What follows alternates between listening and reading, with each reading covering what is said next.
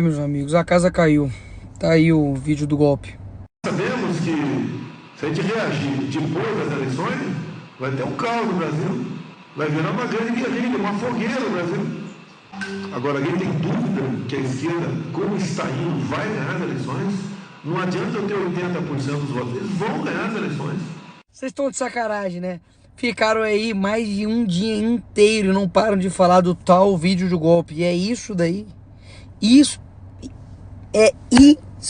daí. Daí a mídia teve que fazer toda uma ginástica mental para poder colocar outra narrativa. Jair Bolsonaro defendeu o golpe sem armas em reunião com aliados em 2022. Basicamente ele disse: nós vamos esperar chegar a 23, 24 para CF, depois perguntar por que eu não tomei previdência lá atrás. E não é providência de força não. Não é dar tiro, ô Paulo Sérgio. Não vou botar a tropa na rua, tocar fogo aí, metralhar. Não é isso. Ou seja, golpe sem armas. Que golpe é esse? Era golpe de quê? De karatê? Os caras foram pra cima até do ex-ministro da defesa porque ele cometeu um crime assim incrível. Ele compartilhou um texto que chamava a eleição de Lula de ruína moral da nação. Meu amigo, se isso for argumento para ser alvo da PF, metade do Brasil vai ser alvo da PF.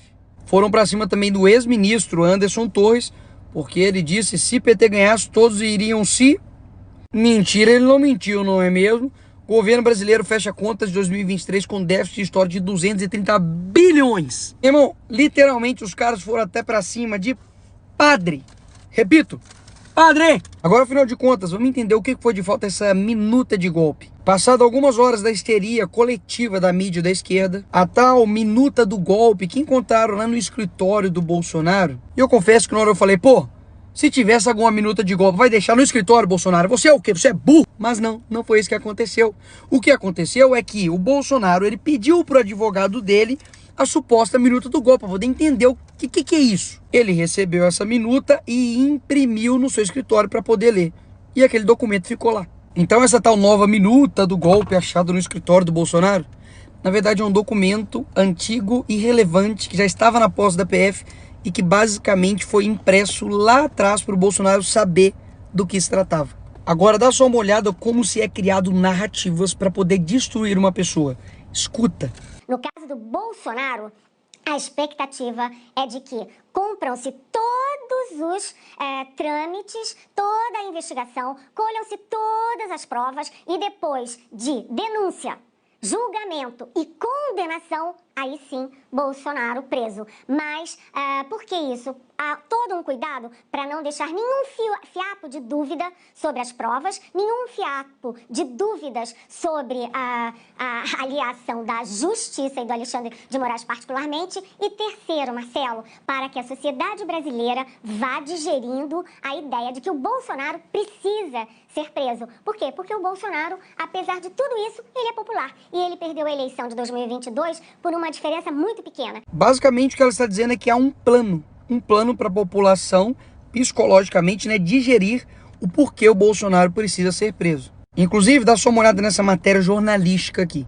Já faz algum tempo que está batido o martelo entre a PF e o STF, que é Jair Bolsonaro o grande personagem por trás de toda a trama. A ideia não é prendê-lo nem acusá-lo de imediato, mas juntar todas as pontas de modo que, ao final, ficará claro e evidente seu papel de liderança e mentoria em todos esses esquemas, confidenciaram a coluna sob reserva fontes diretamente ligadas às apurações. Então quer dizer que o órgão julgador tem um plano para poder condenar o investigado?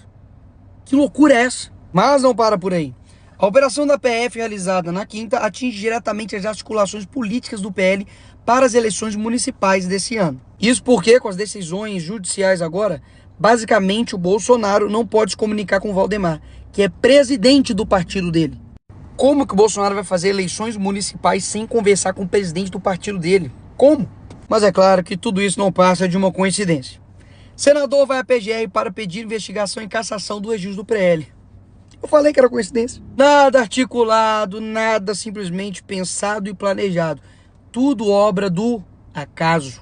E não somente isso, Moraes também proibiu os advogados dos investigados, né, bolsonaristas, de conversar entre si. Nem a OAB engoliu essa. A OAB pedirá que o STF permita que defesas de Bolsonaro e outros se falem. Se as prerrogativas dos advogados, dos investigados não estão sendo defendidos, que deveriam ser algo básico, imagina então as coisas mais básicas ainda, como por exemplo a própria decisão. Tá só uma olhadinha. Decisão de Moraes troca 3 vezes a palavra como por corno. Imagina a quantidade de outras coisas erradas que não deve ter nessa decisão, eu digo juridicamente. E por fim, pessoal, troquei uma conversa franca com o Bolsonaro, pedi pra ele, falei, olha, abre o jogo e me mostra, por gentileza, a minuta do golpe. E ele me mandou.